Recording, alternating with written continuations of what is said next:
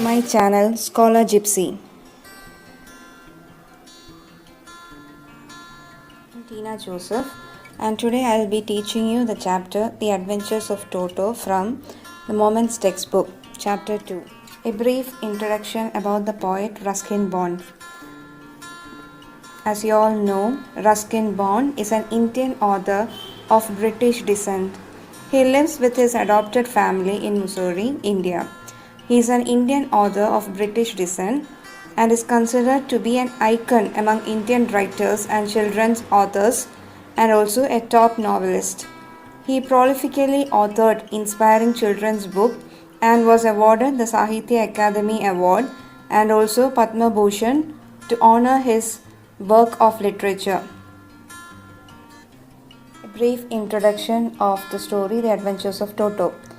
The Adventures of Toto is an amusing story by Ruskin Bond highlighting the antics. Antics means prank or tricks of a mischievous monkey. Now, the narrator's grandfather was fond of animals. One day he bought a baby monkey from a Tonga driver and named it Toto. He wanted Toto because he had already possessed several animals, big and small, such as tortoise, squirrel, a pair of rabbits, and a goat. But he didn't have a monkey. He loved Toto so much. Slowly and steadily, the monkey grew mischievous and began to create troubles. Finally, grandfather sold it to the Tonga driver. Grandfather bought Toto from a Tonga driver. Tonga means horse cart. For a sum of 5 rupees. The Tonga driver used to keep the little red monkey tied to a feeding trough. Feeding trough, as you all can see in the picture, it's a large container for feeding animals. And the monkey looked so out of place there that grandfather decided he would add the little fellow to his private zoo.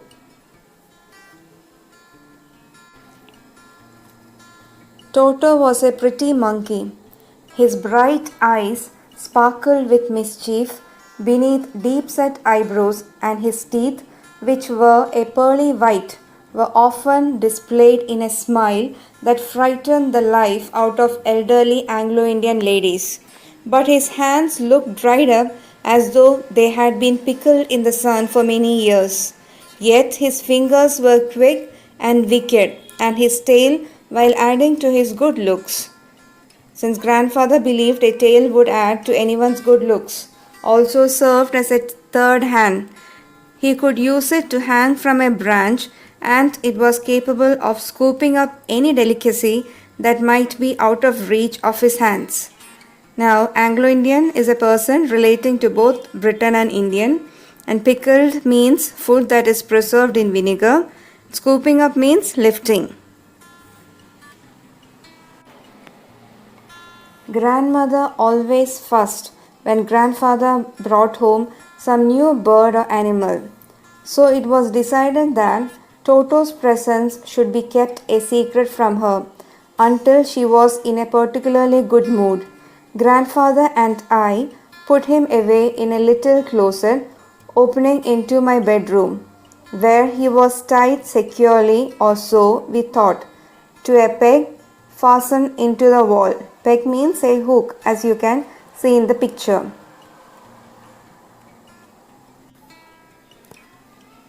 A few hours later, when grandfather and I came back to release Toto, we found that the walls, which had been covered with some ornamental paper chosen by grandfather, now stood out as a naked brick and plaster. The peg in the wall had been wrenched from its socket, and my school blazer, which had been hanging there, was in shreds. I wondered what grandmother would say, but grandfather didn't worry. He seemed pleased with Toto's performance.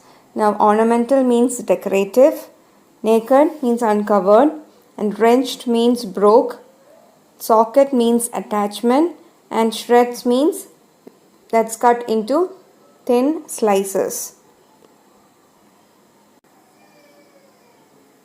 "He is clever," said grandfather. Given time, I'm sure he could have tied the torn pieces of your blazer into a rope and made his escape from the window.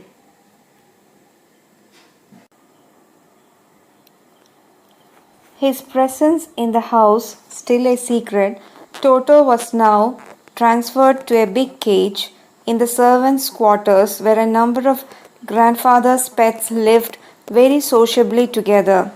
A tortoise, a pair of rabbits, a tame squirrel, and for a while my pet goat.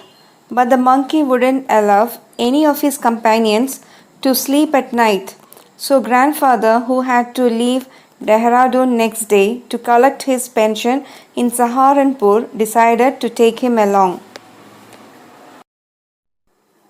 Unfortunately, I could not accompany grandfather on that trip, but he told me about it afterwards.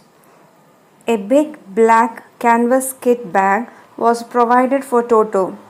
This, with some straw at the bottom, became his new abode means home. When the bag was closed, there was no escape. Toto could not get his hands through the opening, and the canvas was too strong for him to bite his way through. His efforts to get out only had the effect of making the bag roll about on the floor or occasionally jump into the air, an exhibition that attracted a curious crowd of onlookers on the Dehradun railway station.